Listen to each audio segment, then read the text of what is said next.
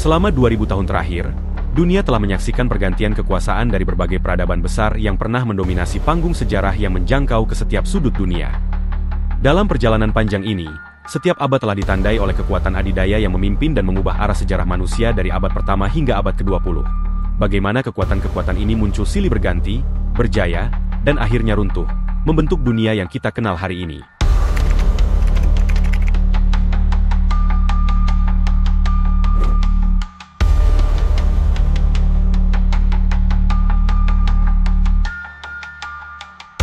Pada abad pertama, kekuatan dikuasai oleh Kekaisaran Romawi.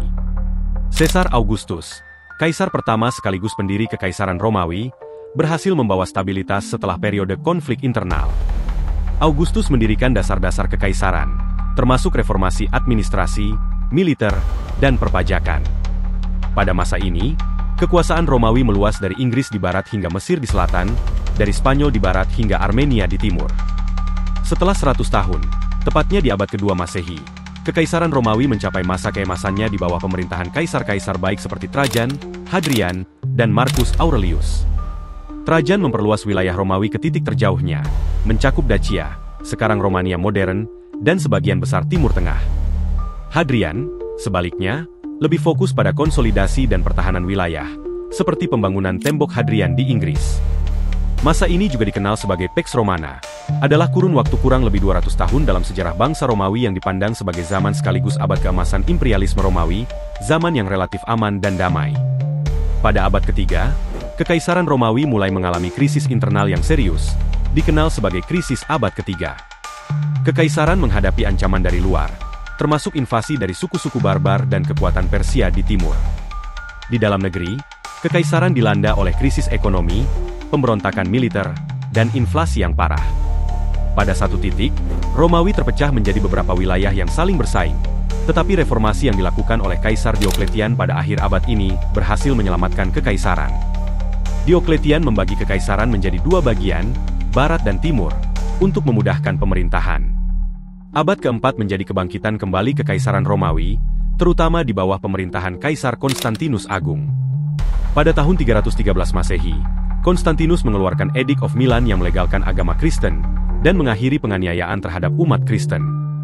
Pada tahun 330, Konstantinus juga mendirikan kota Konstantinopel sebagai ibu kota baru Kekaisaran Romawi Timur, yang nantinya akan dikenal sebagai Kekaisaran Bizantium. Meskipun Kekaisaran Romawi Barat pada akhirnya terus melemah dan akhirnya jatuh pada abad kelima, tepatnya pada tahun 476 Masehi. Namun, pada 4 abad pertama menjadi periode di mana Romawi mendominasi dunia. Kejayaannya mencakup wilayah luas yang meliputi Eropa, Timur Tengah, dan Afrika Utara. Selain unggul secara militer, Kekaisaran Romawi juga membentuk fondasi hukum, budaya, dan arsitektur yang masih berpengaruh hingga saat ini. Setelah jatuhnya Kekaisaran Romawi Barat, bersamaan dengan itu, kekuatan diambil alih oleh Kekaisaran Romawi Timur, atau Bizantium, dengan Konstantinopel menjadi ibu kotanya. Mewarisi kekayaan dan tradisi Romawi, Bizantium mempertahankan pengaruhnya dalam politik, seni, dan agama, menjadi pusat kekuasaan yang signifikan selama 2 abad. Di bawah pemerintahan Kaisar Theodosius II, Bizantium membangun pertahanan yang sangat kokoh, kelak dikenal dengan Tembok Theodosian, yang kelak menjadi basis pertahanan yang melindungi kota dari berbagai serangan.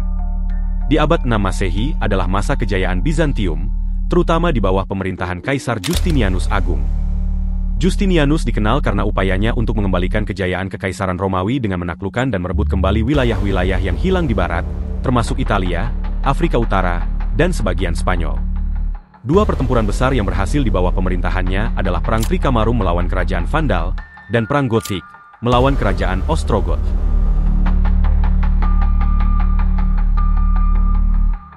Memasuki abad ke-7, peta dominasi kekuatan perlahan mulai bergeser. Dunia menyaksikan kebangkitan Islam melalui Kekhalifahan Rashidin, sebuah kekuatan baru yang muncul dari kawasan Gurun Timur Tengah, yang awalnya terbelakang. Dalam waktu singkat, wilayah ini mengubah dirinya menjadi sebuah kekuatan yang sangat ditakuti, mengubah lanskap kekuatan global dengan kecepatan yang mengesankan. Setelah wafatnya Nabi Muhammad, kekhalifahan ini melancarkan ekspansi militer yang terbilang cepat dan luas. Kemenangan dalam pertempuran Yarmuk melawan Bizantium menjadi gerbang yang membuka jalan bagi penaklukan besar di Timur Tengah. Kekhalifahan Rashidin, yang terdiri dari 4 khalifah pertama setelah Nabi Muhammad, yakni Abu Bakar, Umar bin Khattab, Utsman bin Affan, dan Ali bin Abi Thalib, berhasil memperluas wilayah Islam ke sebagian besar Eropa, Afrika Utara, dan Asia. Pertempuran Qadisiyah melawan Kekaisaran Persia Sasaniyah adalah salah satu pertempuran besar yang terjadi selama masa kekhalifahan Umar bin Khattab. Dalam pertempuran tersebut, kekuatan besar Persia mengalami kehancuran total di bawah kekuatan pasukan Muslim. Pertempuran Qadisiyah menjadi salah satu peristiwa penting yang mengakibatkan jatuhnya Kekaisaran Persia Sasaniyah. Setelah berakhirnya Kekhalifahan Rashidin, kekuatan dan penaklukan besar dilanjutkan oleh Kekhalifahan Umayyah, yang mengambil alih pada tahun 661 Masehi. Di bawah Kekhalifahan Umayyah, Islam berkembang pesat, memperluas wilayahnya ke titik terjauh di barat dan timur. Di barat, mereka menyeberangi Selat Gibraltar, dan menaklukkan Spanyol, yang kemudian dikenal sebagai Al-Andalus, serta mencapai wilayah selatan Prancis. Di timur, mereka menaklukkan wilayah Sind, sekarang merupakan wilayah Pakistan, dan menandai batas terjauh dari ekspansi kekhalifahan. Di abad ke-8 hingga ke-10, Kekhalifahan Abbasiyah muncul dengan pengaruhnya di dunia Islam dan sekitarnya. Di bawah pemerintahan Khalifah Harun al-Rashid, Kekhalifahan Abbasiyah mencapai puncak kemakmuran dan kejayaan. Harun al-Rashid memfokuskan kekuasaannya pada pengembangan ilmu pengetahuan, budaya, dan perdagangan. Baghdad, ibu kota Abbasiyah, berkembang menjadi pusat intelektual. Kekhalifahan ini mendirikan Bait al-Hikmah, yang berfungsi sebagai pusat penelitian dan penerjemahan karya-karya klasik Yunani dan Romawi, yang menarik para ilmuwan, filsuf, dan cendekiawan dari berbagai penjuru dunia. Ilmuwan seperti Al-Khawarizmi, yang mengembangkan aljabar, dan Ibnu Sina, yang menulis karya penting dalam kedokteran dan filsafat, membuat kemajuan yang mendalam dalam berbagai bidang ilmiah. Kekhalifahan ini mempromosikan pengembangan seni, sastra, dan ilmu pengetahuan.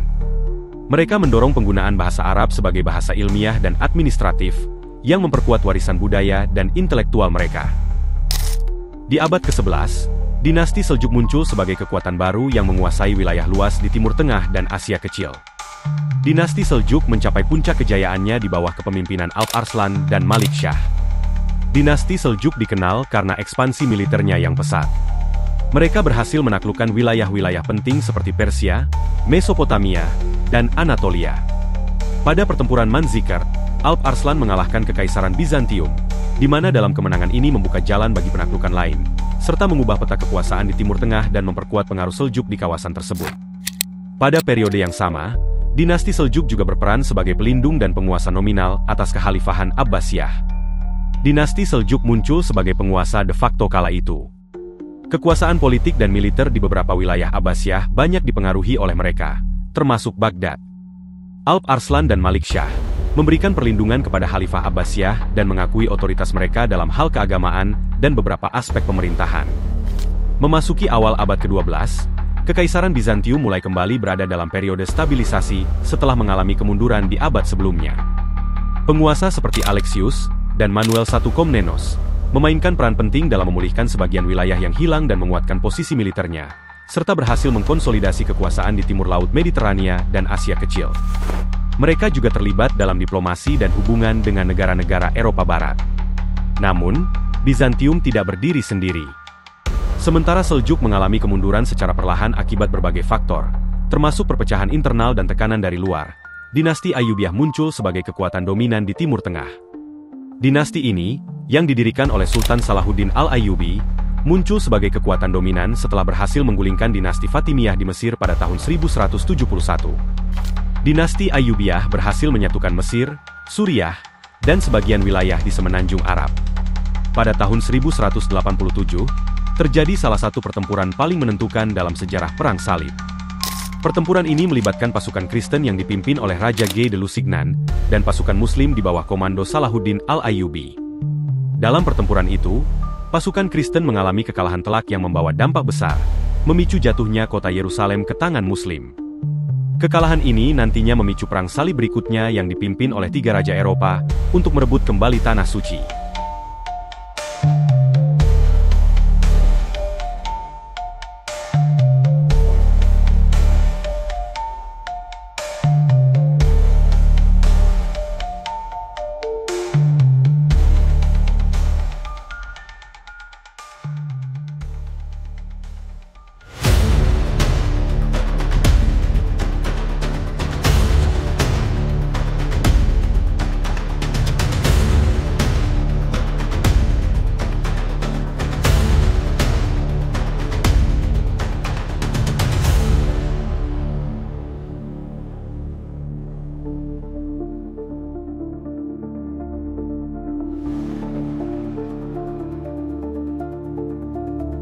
Pada abad ke-13, dunia seketika dihantui oleh Kekaisaran Mongol yang muncul sebagai kekuatan dominan.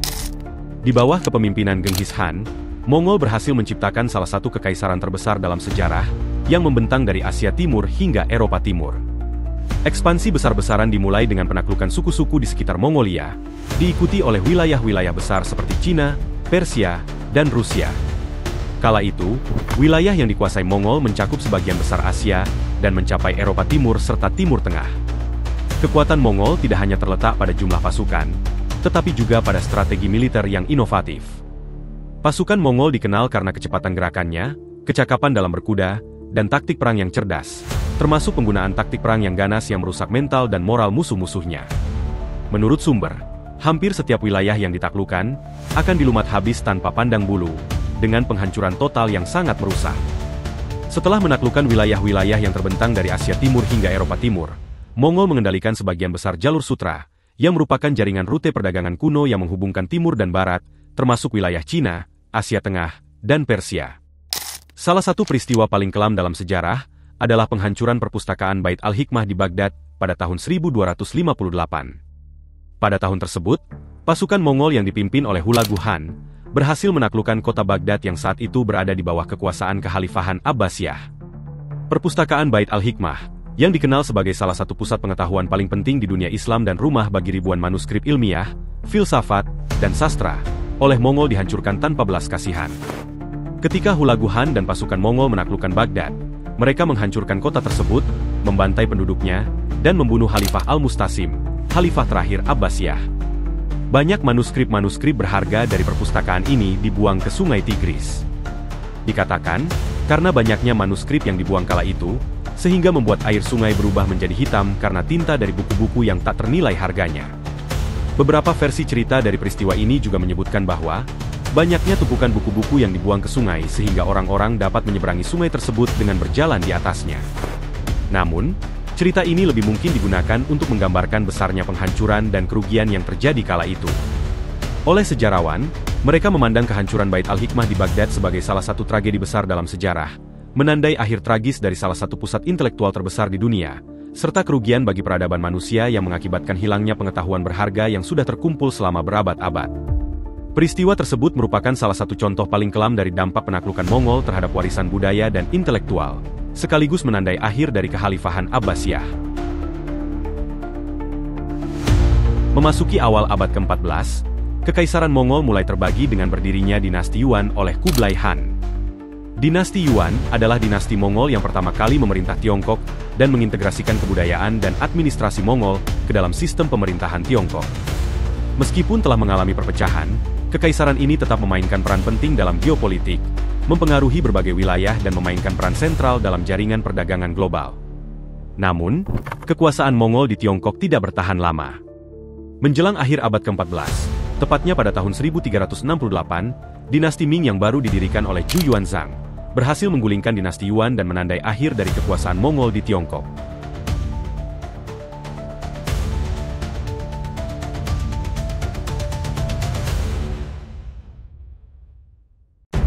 Pada abad ke-15, peta kekuatan global beralih ke Kesultanan Ottoman, yang bangkit sebagai kekuatan adidaya tak tertandingi. Puncaknya ditandai dengan penaklukan Konstantinopel pada tahun 1453 oleh Sultan Mehmed II, yang sekaligus mengakhiri Kekaisaran Bizantium. Kesultanan Ottoman mengontrol atas jalur perdagangan antara Asia dan Eropa, serta menguasai wilayah yang luas, mencakup sebagian besar Balkan, Anatolia, dan Timur Tengah. Kala itu, Ottoman terkenal dengan kekuatan militernya, terutama pasukan Janissary, serta teknologi artileri yang maju, memastikan kemenangan mereka dalam berbagai pertempuran. Sistem pemerintahan yang terpusat dan administrasi yang efektif memungkinkan mereka untuk mengelola wilayah yang luas dan beragam dengan efisiensi tinggi. Konstantinopel yang diubah menjadi Istanbul, berkembang menjadi pusat budaya, agama, dan ekonomi, yang semakin memperkuat posisi Ottoman sebagai kekuatan global yang dominan.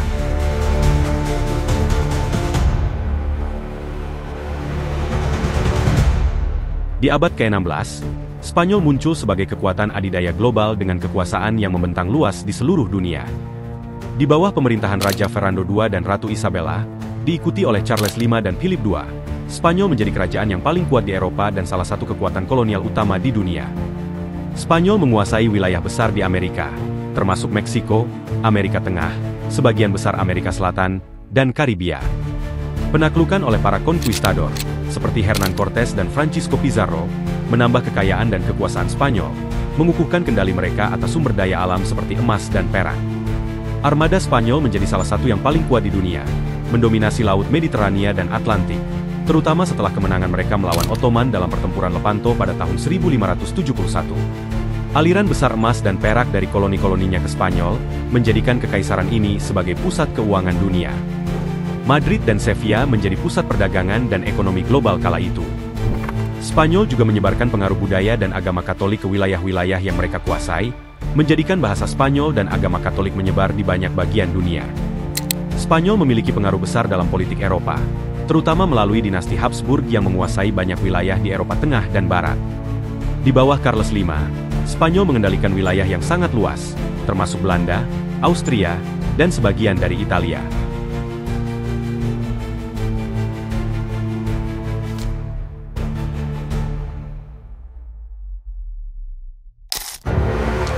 Di tengah riuh rendah perubahan zaman, abad ke-17 menyaksikan kebangkitan Republik Belanda sebagai kekuatan adidaya ekonomi yang tak tertandingi.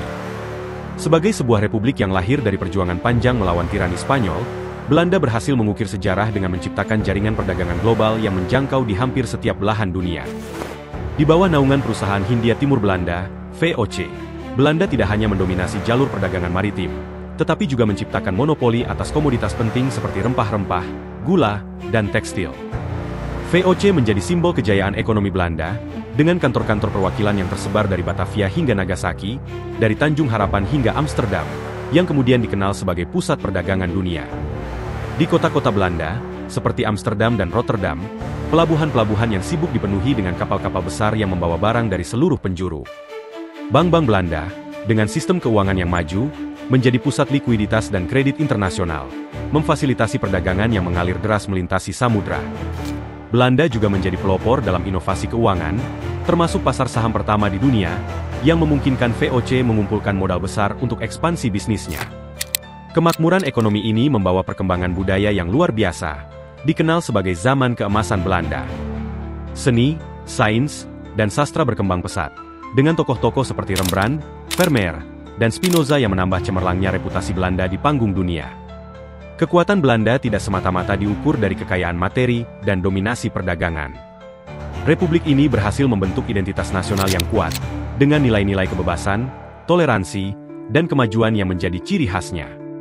Dalam setiap pelayaran, setiap transaksi, dan setiap inovasi, Belanda menunjukkan bagaimana sebuah republik kecil dapat menjadi kekuatan adidaya ekonomi yang mengguncang dunia.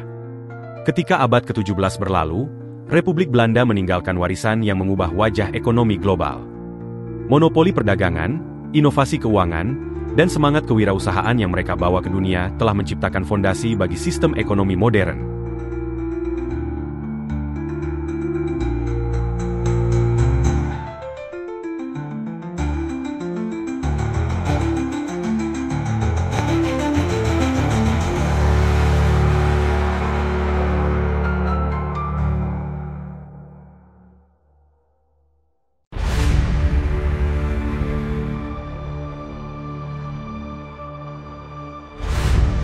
Di abad ke-18 hingga abad 19, Britania Raya tampil mendominasi pengaruhnya ke seluruh penjuru dunia.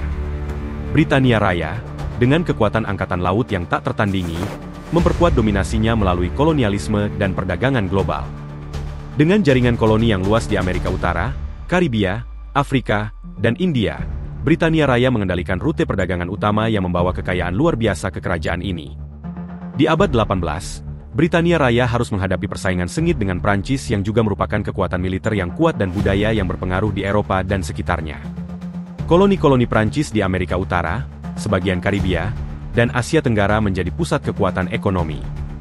Britania Raya, yang bersaing ketat dengan Prancis, mencapai puncak persaingan mereka dalam Perang 7 Tahun, sebuah konflik global yang akan menentukan nasib kedua kekuatan besar ini.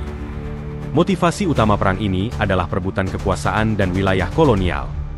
Di Amerika Utara, Britania Raya dan Prancis berjuang untuk menguasai tanah di lembah sungai Ohio dan wilayah lainnya. Sementara di India, keduanya bertarung untuk dominasi perdagangan dan kekuasaan atas wilayah subkontinen. Di Afrika dan wilayah lainnya, mereka juga berusaha menguasai rute perdagangan dan koloni. Konflik ini berakhir dengan kemenangan Britania Raya, yang memperluas wilayah kolonialnya, termasuk penguasaan atas sebagian besar Kanada dari Prancis, Florida dari Spanyol, dan dominasi atas India.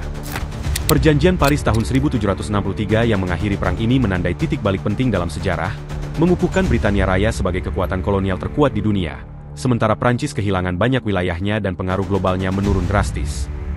Perang ini juga menimbulkan dampak ekonomi yang besar, yang berkontribusi pada krisis keuangan di Prancis, dan akhirnya memicu revolusi Prancis pada akhir abad ke-18.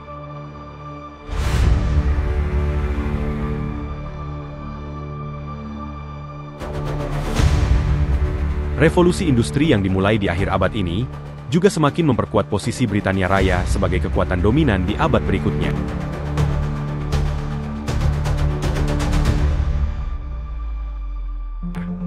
Memasuki awal abad ke-19, Napoleon muncul sebagai penantang yang berusaha mengguncang dunia dengan ambisi besarnya.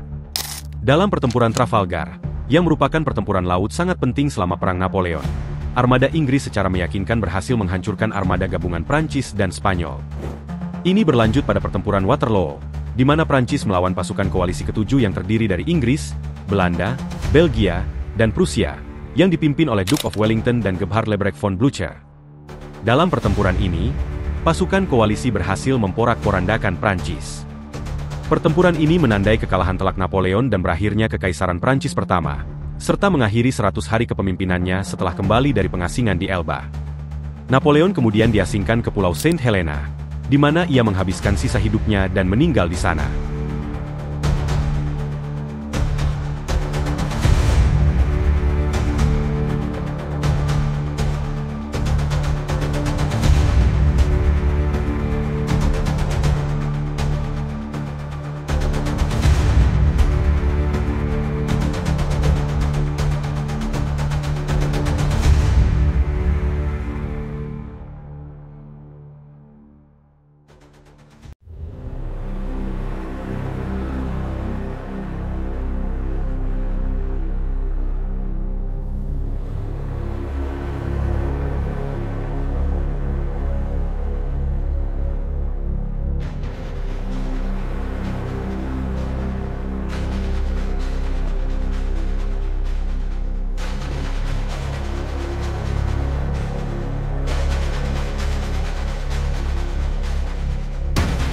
Abad ke-20 adalah masa di mana Amerika Serikat menunjukkan kekuatannya di panggung global, terutama melalui keterlibatannya dalam konflik besar.